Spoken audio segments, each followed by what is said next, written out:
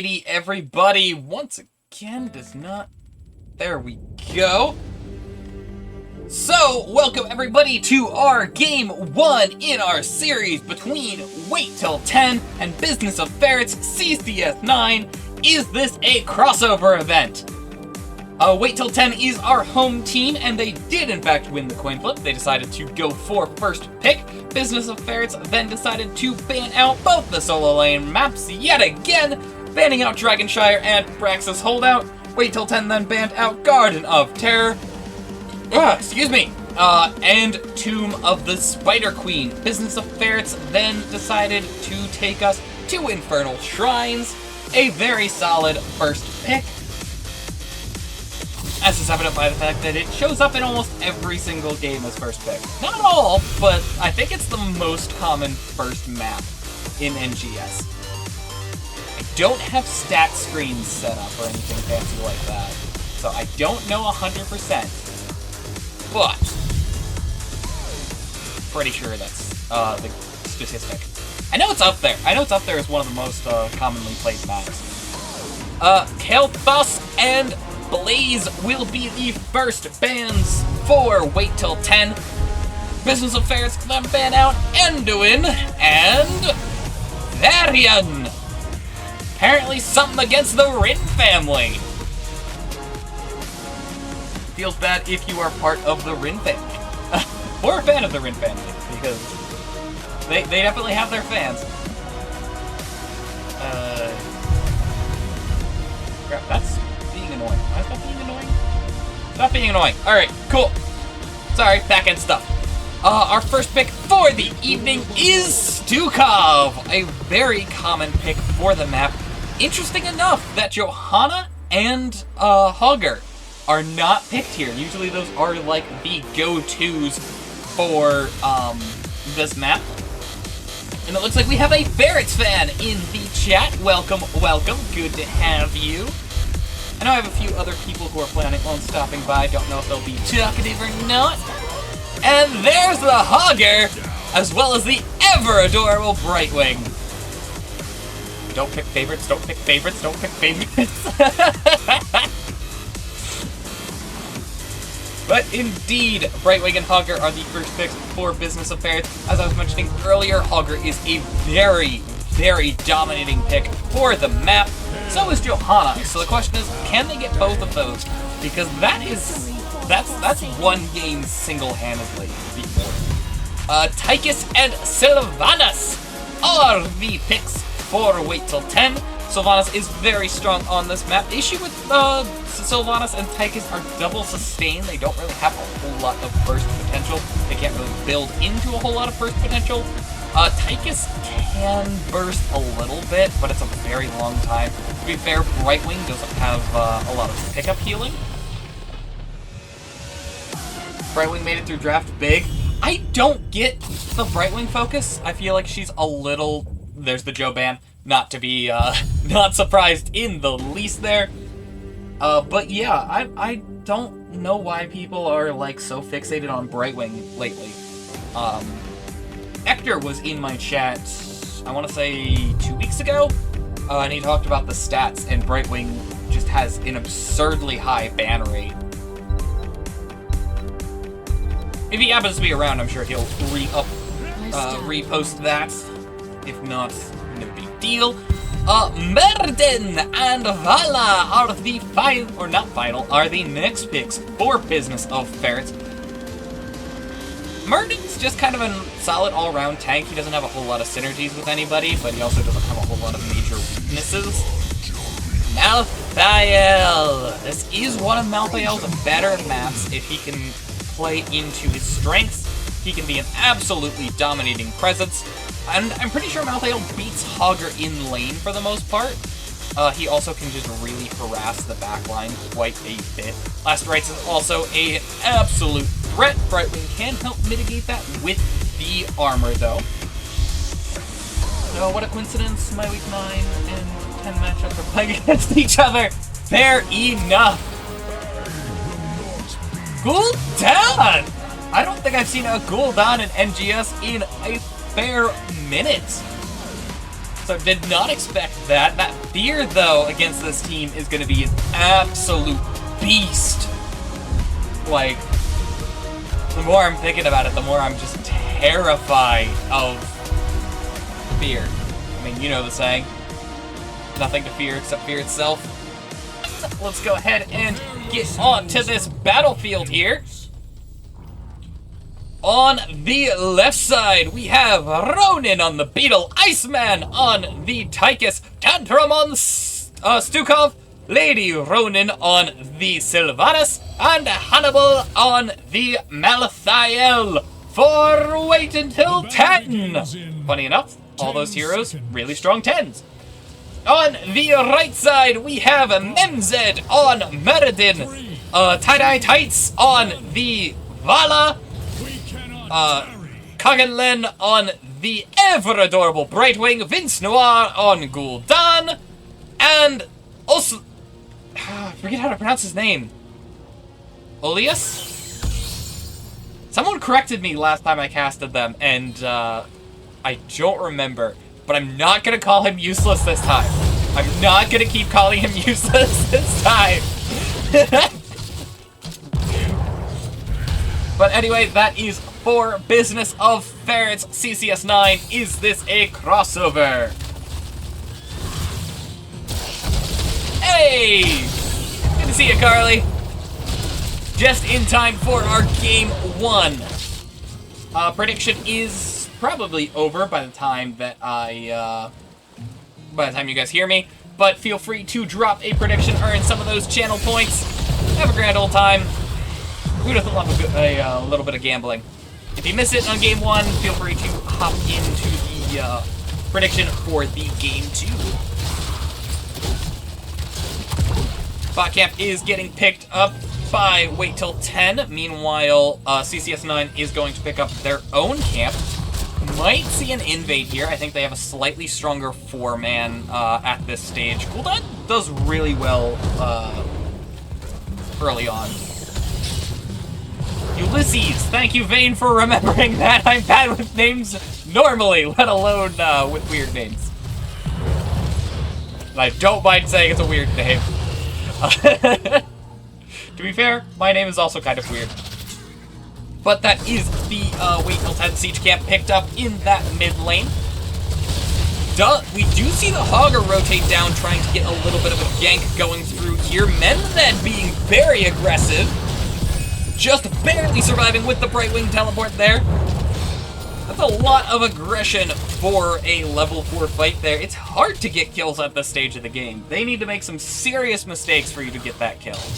Does look like bot lane will be the objective for, I was about to name a team, but for the first objective. We don't know who has it yet.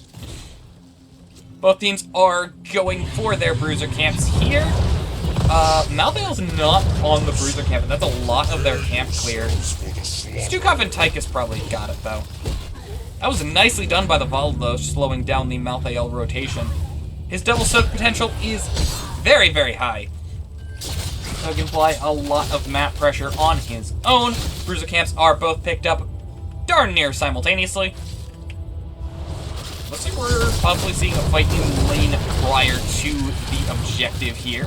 Tychus being a little aggressive. Murden is rotating in. Tychus does disengage at about half health. Is doing okay, though. Welcome back, Ewok Thor. It is going to be a Frost Punisher for whoever wins this. Sylvanas was positioned a little aggressively there, but does use the Banshee Wave to get out of danger. Everybody pretty healthy. No one really going in here. Tychus, though, chilling at that half health mark. Ronin's looking for a pick, though. Malthael does engage. Hogger very far behind. Teleport onto the Murden, trying to keep him afloat. He does disengage, trying to regain that health from the third wind. Gul'dan firing over the wall there. Looks like they might be giving this objective. They are about halfway through it at this point.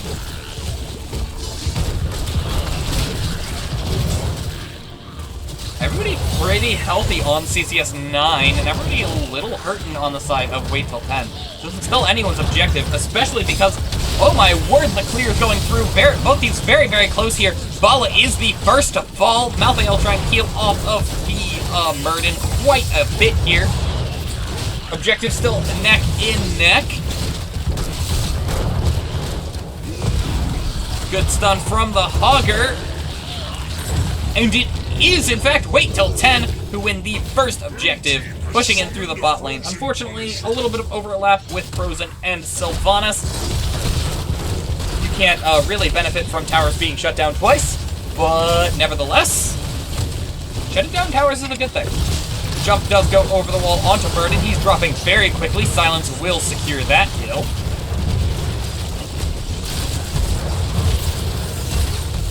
Looks like Punisher will probably get a fort here. That's a very early fort for Wait Till 10. And a lot of pressure as time continues. Honestly, I'm not one to say that one specific event really cemented the game. But it's going to be hard to deal with that pressure and a Malthael throughout the entire course of the game. They're going to be feeling that early aggression and early fort loss probably for this entire game. That's just a lot of pressure on top of the Malthael, who's already beating out Hogger. I'm going to quickly jump to... yeah, there it is. Actually, Malthael and Hogger are neck and neck on the XP there. That is surprising. Usually you'll see a Malthael absolutely decimate most other offlaners unless they're also really good double soakers in the XP. 10 advantage is in play for Wait Till 10. You see left, right. Basically everything is what we'd expect so far. Sylvana's holding her ult. She does go for wailing. Okay. And again, we're already seeing that early pressure for Ulysses getting bullied out of the top lane. Top lane is continuing to get pushed in with that 10 advantage. Very close for CCS9. They might be able to save this fort. They do get their 10s, and Wait Till 10 does disengage here.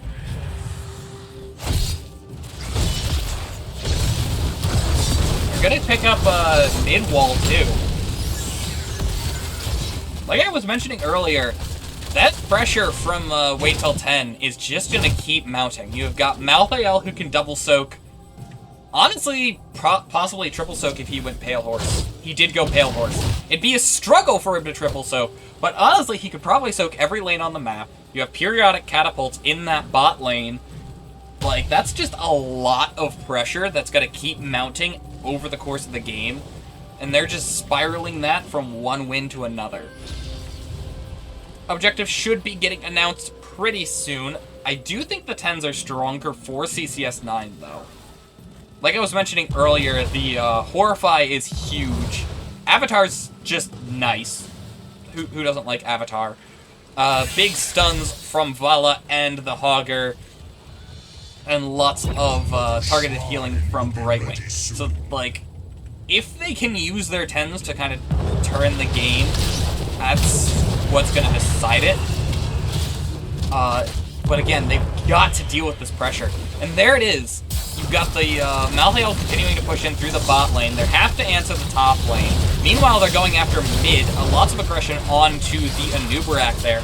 The amount of siege potential available to this team is also absolutely massive for Wait Till 10. Objective is active. Both teams are rotating up. Bot lane, again, very pushed up here. No catapult, well, a catapult on its way. Don't think they'll lose too much to passive pressure, but still. Looks like Shrine is going to be started by CCS9. They've got to be aware of that Horrify. That Horrify is, like, potentially fight-winning pressure constantly. If they don't respond to it, Ronin does go in here, getting polymorphed right away. Silence zoning out the Murden. Hogger does go down to the last rights, I'm pretty sure. Cocoon goes out onto Gul'dan. It's getting burned by the Murden there. looks like they're gonna just try and take the fight reset. They did get half of their objective here. Burden does reposition, getting ready for the fight to continue, getting silenced into that roof. Malthael dropping very quickly, killed by the polymorph. Big swipes coming out to try and reset the fight. Augur is returning. 13 advantage is in play for wait till 10. Tychus dropping very quickly. That low range absolutely causing him some problems. Murden does have to disengage though. So does Vala, getting cleansed there though. Teleport does get her back up. Murden still pretty low. But it does look like, at least for the moment, Business of Ferrets are the winner of this fight. And in fact, it looks like Wait Till 10 are just going to give it and try and pressure the other lanes. Possibly try and take the mid fort and trade fort for fort. Border Punisher, not the greatest of punishers, but it is pushing in through top lane with a fairly large wave. And they do have a Gul'dan, who is not an insignificant amount of siege. Good bait by Anub'arak over the wall there. He is defending on his own for the moment here.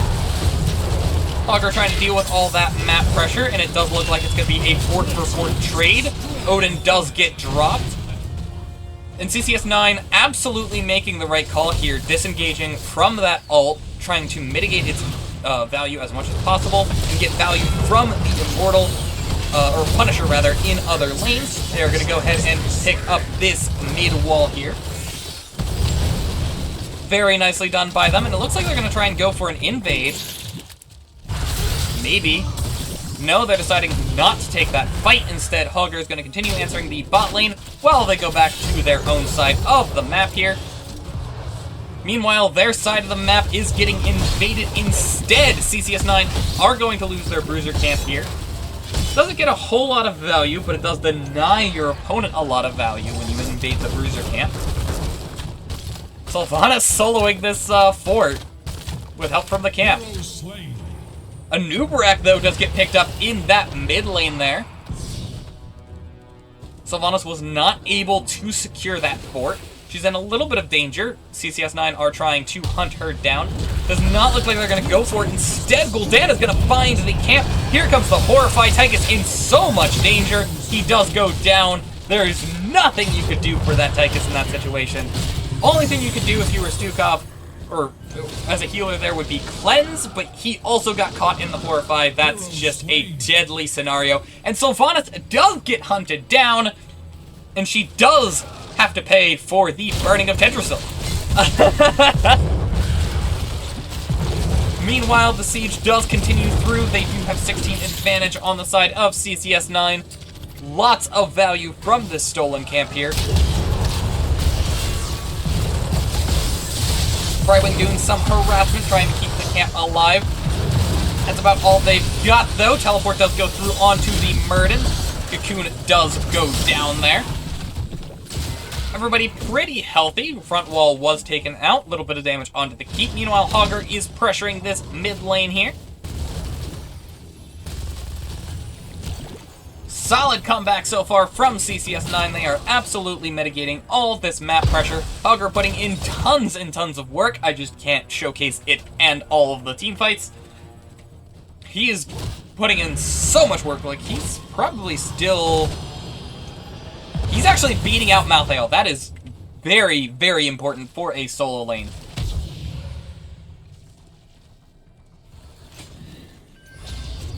We do see Wait Till 10 pick up their camp as the objective gets announced here. No advantage for either team here. I'd say no major advantage, to correct myself, but when you have double percent health, the health advantage for being a level up is literally the most negligible thing ever.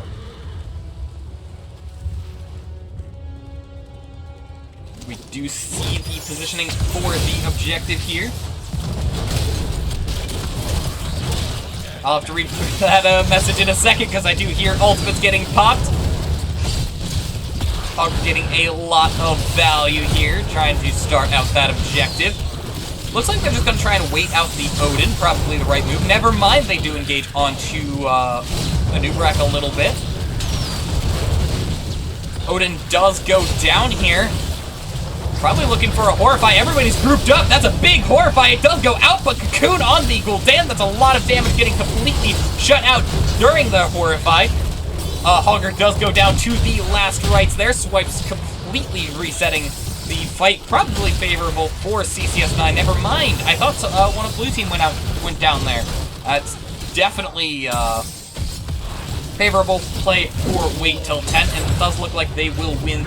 Arcane Punisher pushing onto the keep here. Team has summoned an Arcane Punisher. I mean, that's my job, Carly. That's what I'm here for.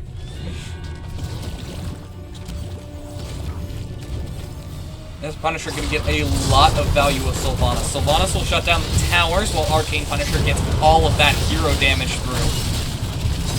Arcane Punisher is still the highest hero damage Punisher in the game. That Silence getting some good value onto Muradin there. Brightwing in a bit of danger, like I was talking about with all that damage. Looks like they will not secure the keep, though. Honestly, that could have gone a heck of a lot worse for CCS9. Meanwhile, I think they still have bot front wall. Yep. Yeah, no, they're in a really good position despite losing that fight this late in the game. To be fair, they did only lose one person. All ults were on cooldown, so... yeah. No, I think that went very well. Oh, crap! Hogger in danger! He does get the stun through. Unstoppable trying to keep him afloat, but he will go down. Just a little too aggressive in the off lane there. He really wants his team to get 20s. Looks like this bot wall will finally go down in favor of Wait Till 10. Big Horrify, though. Nubrak taking a fair amount of damage. This is 5v4, though. CCS9 have got to play flawlessly here, or they will 100% lose this keep. Cooldown will go down to the absolutely nasty combo that was that. So this is now 3v5. That was a lot of resources burned, though, so CCS9 might be able to be aggressive once Hogger comes back onto the battlefield. Never mind, I just saw the 20s. They will lose the keep there. Top lane, though, needs to be dealt with by the Malthael. The Bruiser camps on this map can solo structures. I think there's a catapult there. Yeah, okay. So it would have been able to handle itself, but it might have still lost the keep there. Looks like Wait Till 10 are just trying to pick up some camps, trying to maximize map pressure while Muradin? No, Gul'dan is dead. I'm gonna take this opportunity to take a sip, because it does not look like much is going on.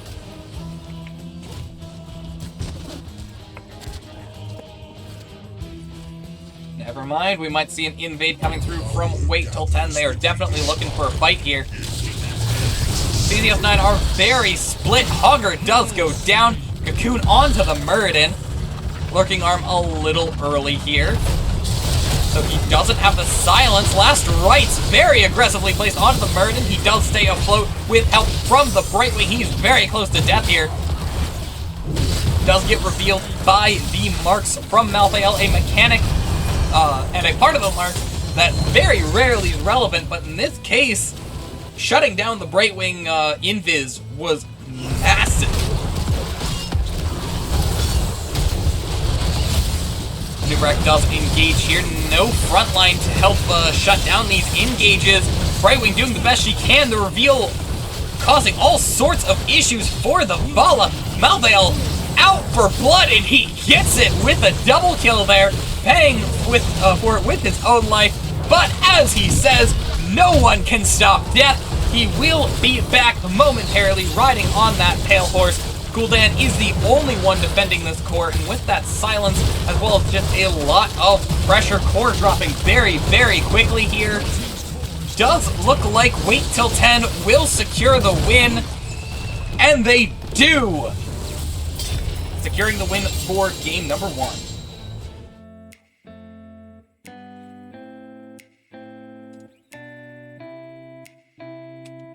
Solid game number 1. That was one heck of a back and forth. GG's all round.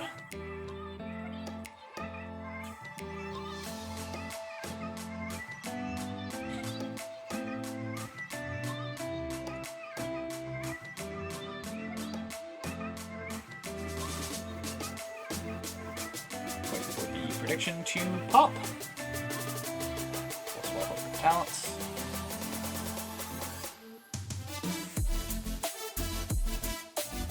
Alright, there we go. So I'm gonna go ahead and run the and here.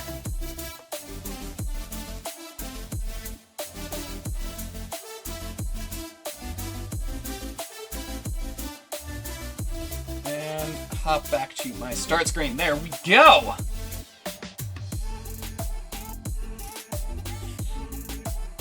Very, very solid games. No one can really hear me right now, but very solid.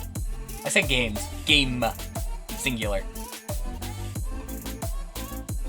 Now we just wait on game 2. I'm stoked for game 2. Who's ready for a game 2? That was a solid game 1. Congrats to our gambling winners. It did look like there was a lot of participants. A fair amount of participants. More than usual, for sure. I wonder if we'll get a game 3. I want a game 3. My face is here. I always have a face cam in between games. Nothing special. I'm just a guy.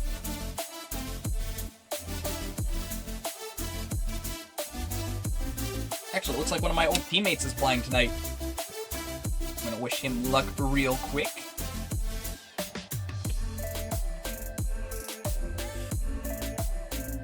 Alright, just waiting for the lobby.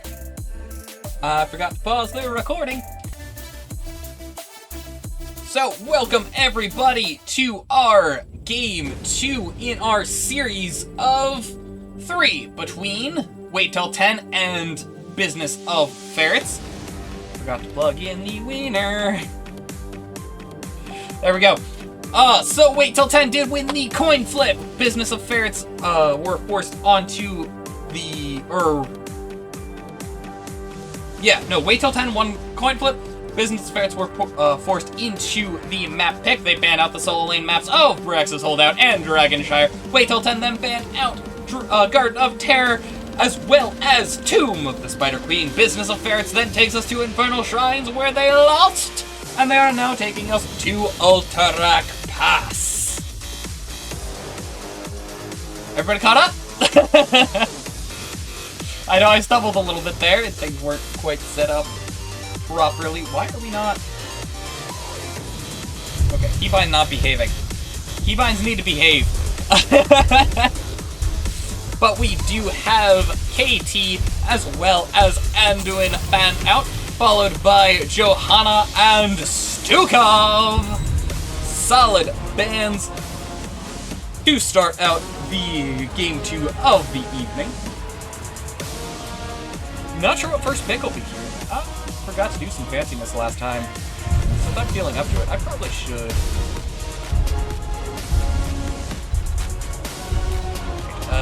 You are not here.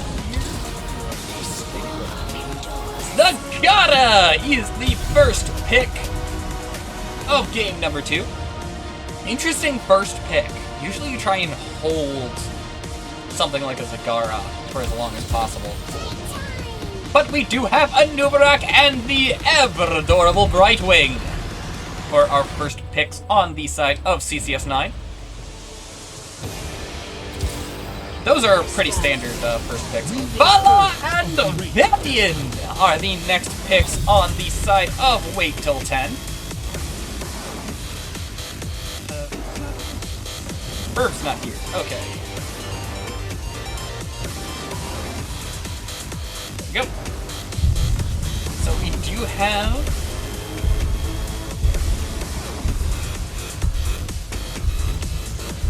Not sure what this ban will be. Also music playing. My bad. But we do have Dehaka banned out here.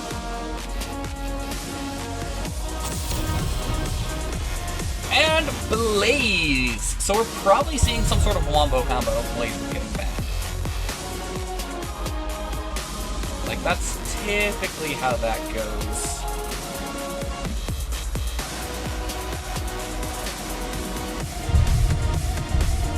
Not sure what this will be.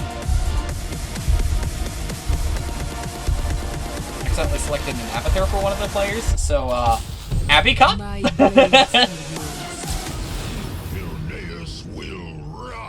Sonya and Greymane! We might actually see an Abby Cop. I doubt it. I seriously doubt it.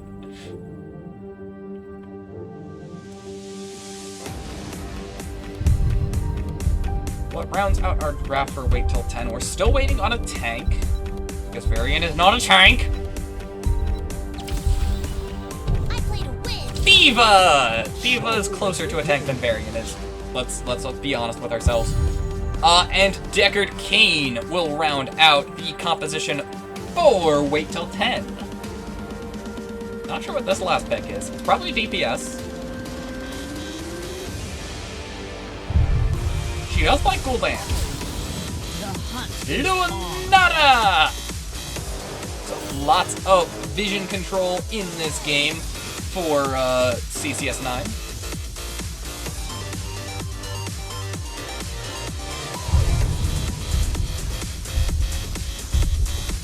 Yeah. No, I like these drafts. I don't have much to say. I mean, Zeg has a lot of map pressure and vision control. Lunara has a lot of map pressure and vision control. Greymane has tons of... Like, there's... What's there to say? Both teams have very similar drafts here. Alrighty, let's hop into the battlefield here.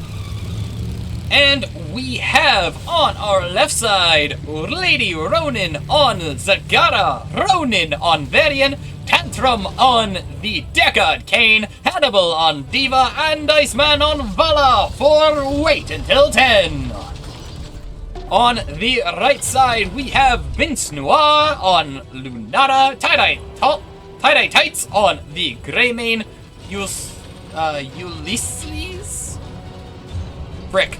On the Sonya, Memzed on the Anobarak, and Kaga...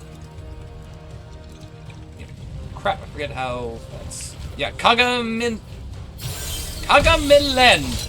on the ever adorable Brightwing for Business of Ferrets. CCS9 is this a crossover? Hannibal dropping very quickly here, though. Lots of early damage onto the Diva there. I'm curious. I've not seen Diva in NGS, so what? Pro moves. Okay. I like pro moves. Hannibal dropping very quickly still. Pretty sure that Polymorph was going to kill her, honestly. Memzed might be first blood, though. Very, very low for a beetle there. Does look like everyone is going to kind of head to their lanes now. Lady Ronin might be able to catch that XP in the top lane.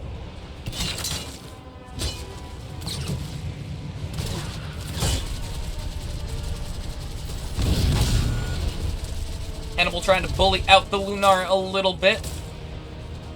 Oh, Pro Moves. Oh, it also gives armor. I forgot Pro Moves gives armor, too.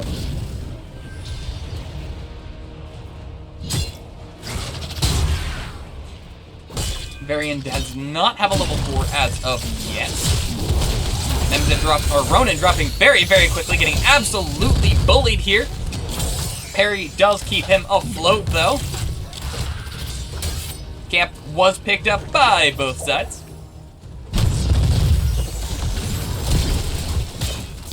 Nubarak could engage here if he wants to. Looks like he might want to. Varian does charge onto him. He's down to about 50% there.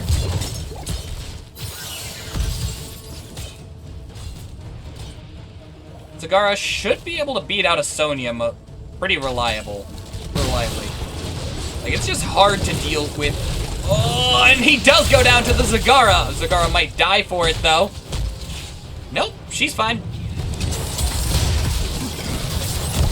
Fight does continue. Taunt onto the Anubarak, and the beetle goes squish. That is, in fact, how you deal with a beetle. The Horde's keeping some of our soldiers prisoners. Get ready to free them. Beetle is very annoying if you keep him alive, but he is pretty squishable. Midcamp is dealt with. It did take front wall, though. XP advantage is in play for wait till 10, most likely due in part to the bullying of the Zagata. She is an absolute menace in those lanes. Like, as long as you have a front line in the team fight, she's just an absolute menace of a solo laner. Hey, Studio! You actually just missed another friend of mine.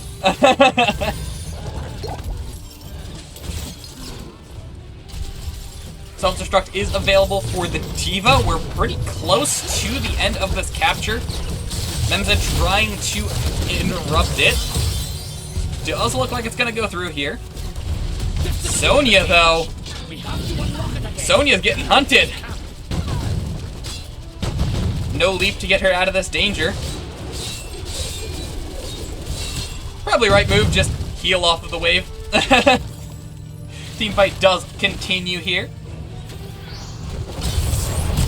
Taunt onto the Greymane. Brightwing does teleport herself in there. Vala a little aggressive, but was not found out there.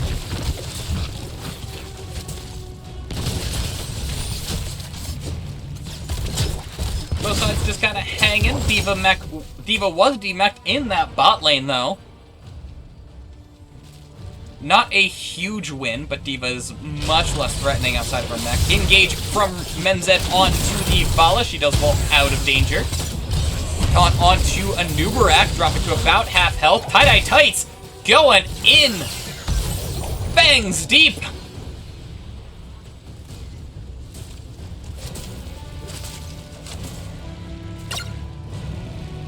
D.Va does get the remech in that bot lane.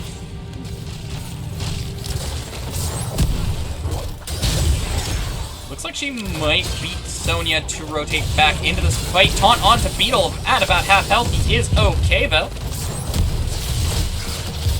Vala does complete her level 1 quest.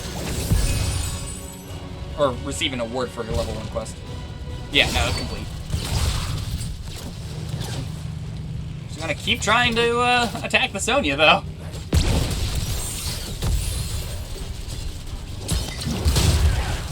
Capture does go through, only 3 seconds. Likely not going to be stopped by the side of CCS9. And it's not. They didn't even try. Instead, they are going in for the kills. Tie-dye tights dropping very quickly. Does pop the invis there. Anubarak is the first to fall.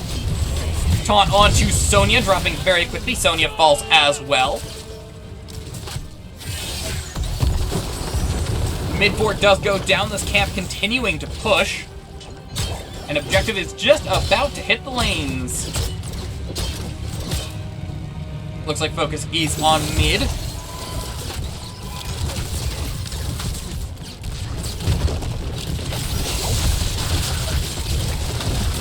Dropping very, very quickly, though. Greymane has a ton of burn potential on these objectives here. They will not get a keep front wall here, as they do successfully push off of there. D.Va does have self-destruct available, but no health bar available in the bot lane, so it looks like objective might... Actually, no, Sonya's backing off too. So that might get the fort. Top is almost guaranteed to get a fort here. And it does go down. Ultimates available for both teams. D.Va keeping up the aggression, burning her self-destruct. She does have friends available. Brightwing does teleport in. Nice teleport from the Brightwing, but it is not going to save her, as the taunt does hit her, and she does go down. Meanwhile, top lane getting pushed. Lunara Greymane is a lot of siege, and a Beetle to soak up tower shots, that's a lot of damage to be dealt with. Maw does come through onto the Lunara there. Minions successfully soaking up the Lunara, I almost called her Kerrigan. Not Kerrigan. Why am I suddenly forgetting her name? Zagara! That one!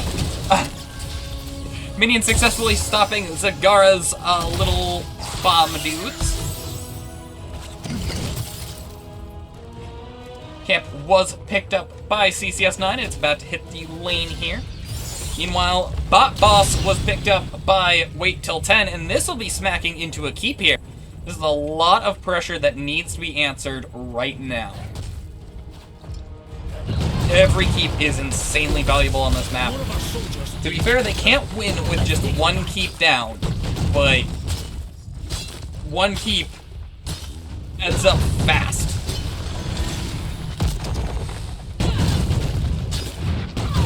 Boss already taking a decent amount of damage.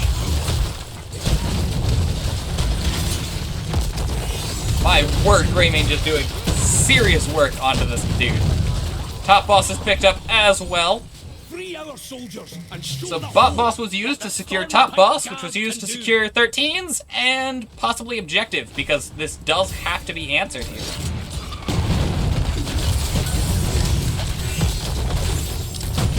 Dropping fairly quickly.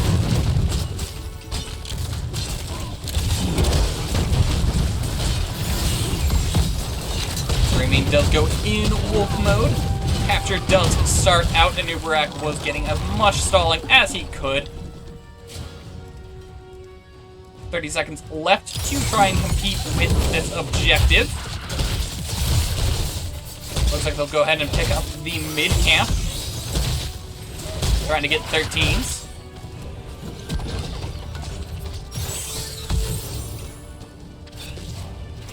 Might get to see a full-blown team fight coming through in a moment here. Stasis on both sides coming through here. Lord NATO coming through as well, taunt onto the Beetle. Sonya leaps out, trying to get out of danger, but it's not going to be enough as she does go down. Brightwing does teleport herself out of additional danger. 15's available, or level 15 available for Wait Till 10. They might get 16s during this push here. Meanwhile, Zagara continuing to buff the lanes that she's in, and just absolutely harass a ton with the exceptional range that she has available to her.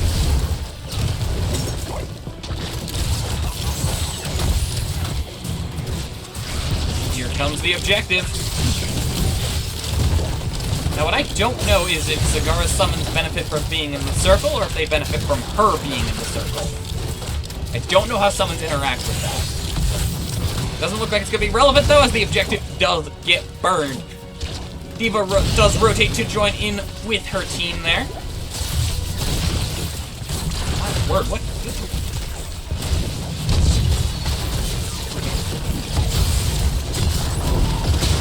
I do not know. Oh, rush down. Gotcha. Leaves some do come through onto the follow. Lots of damage there. Maw does not find a target. Self-destruct still available. It also might have been a super potion. But yeah, no, rush down. I thought it only healed if it hits a hero.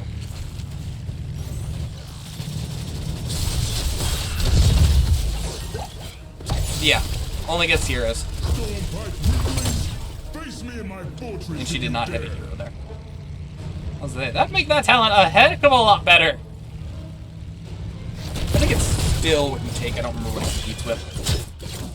We do see Wait Till 10 picking up their siege camp here, trying to add some extra map pressure. They do have 16 advantage here. I like to see them play a little more aggressively. D.Va trying to answer the mid camp before their camp shows up.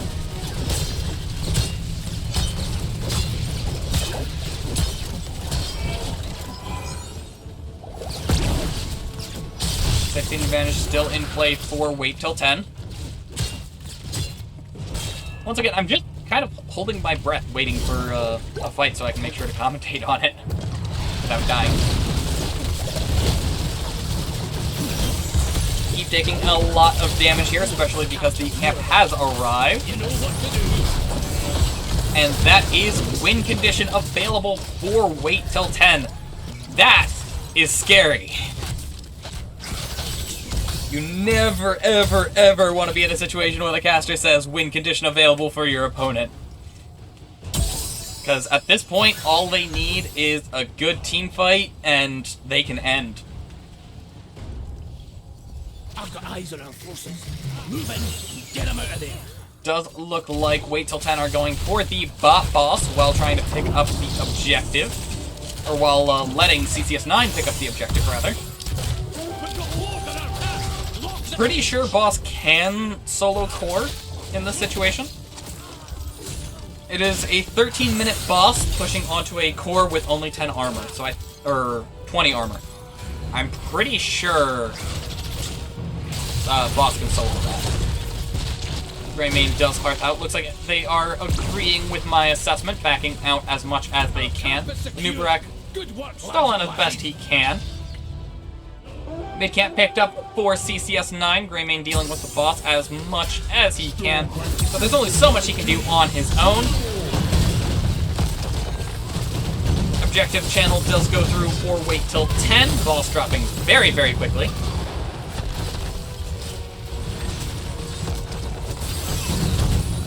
And there it goes. Core still pretty healthy, but they got to win this objective. I don't think they can play on the defense here. They've got to win the objective. Here they go. Ronan pushed a little bit away from his team. Leaf does go through, not stunning anybody, unfortunately. Maw does separate out the Diva from the variant, unfortunately here. Self-destruct goes through. Sonya does go down, as does Greymane. Objective picked up by wait till 10, as well as 2 kills. This is going to be one heck of a defense if they can pull this off. I didn't realize you could use that on non-heroes. Good to know. They do disengage, trying to heal up as best they can, letting the core soak up a little bit of damage. It does have the ability to heal, so this is not a bad play. But they've got to start making plays on it now while the enemies do not have the buff. Caught onto the Lunara, and she does go down. Core below 50%. Vala putting a ton of damage onto the Anubarak here. Anubarak does go down. Core down to 4K. And 0. As that is game 2 for wait till 10.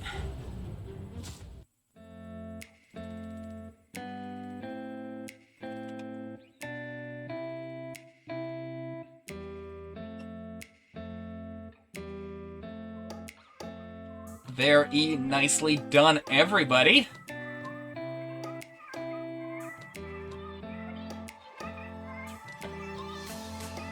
Yeah, no reason to run an ad, as there's plenty of time. So, it's just us, and we wait till the interview.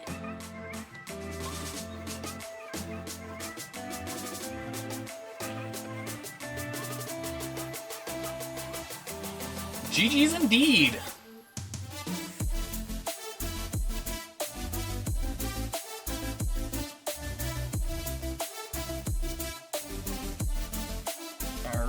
Alrighty.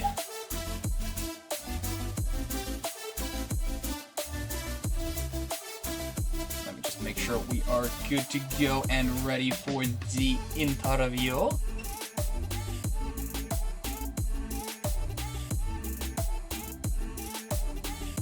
I know captains have access to this channel.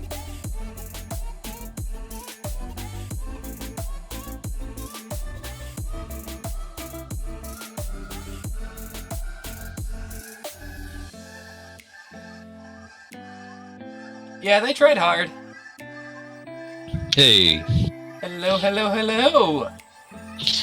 That was fun.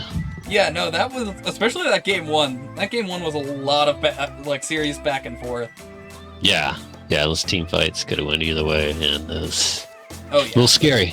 Yeah, no, I saw some, like, there were two really, really solid horrifies, and I've been in situations where you have a horrify like that, and it's just like, well, I guess I die.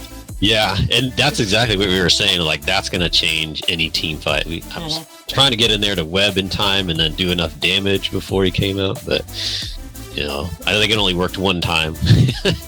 And, yeah, you guys did a really good job playing around that horrify. Not an easy ask of anyone, and you guys did very well. And that honestly was a lot of what won you that game one, I think.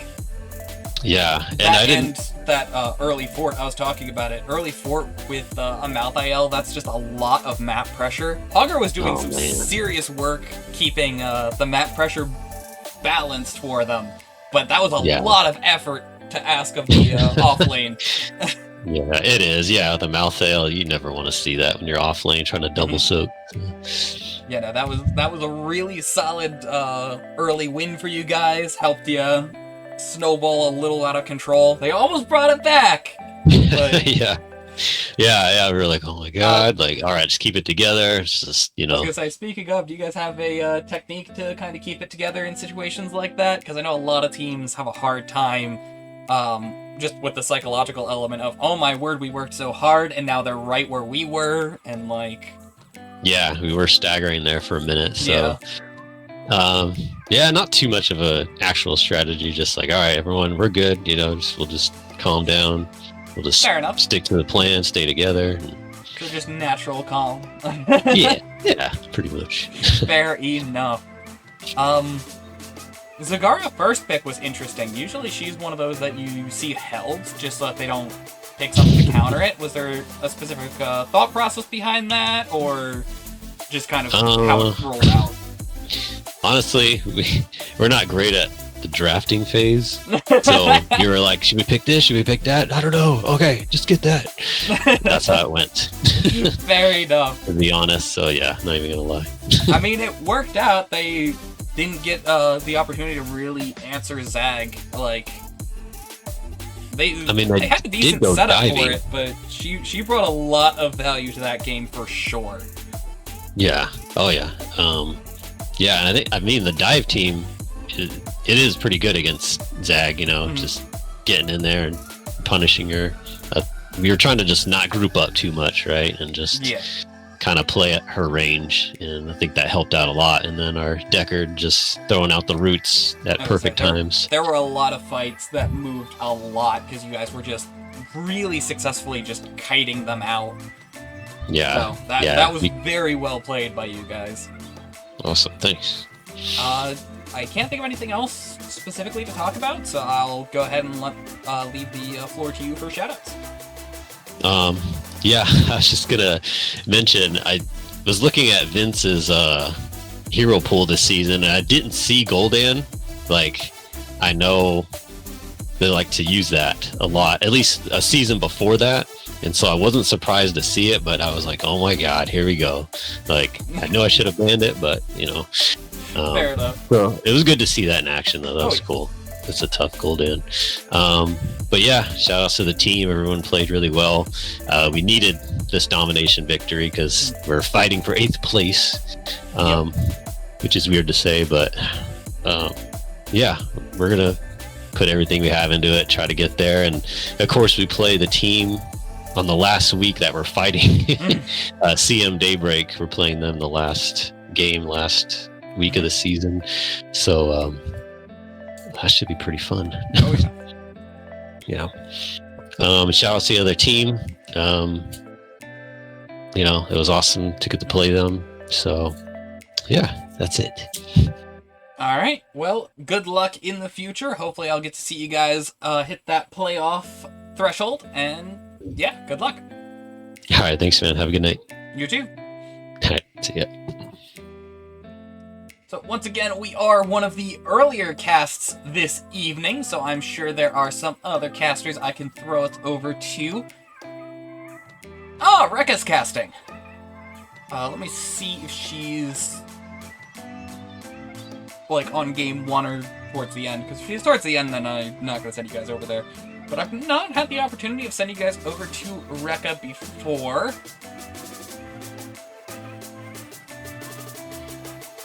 Looks like they're on game 1. Wait. Okay, it said Rekka, but... Regardless, this is who I will send you guys over to, so let me set that up.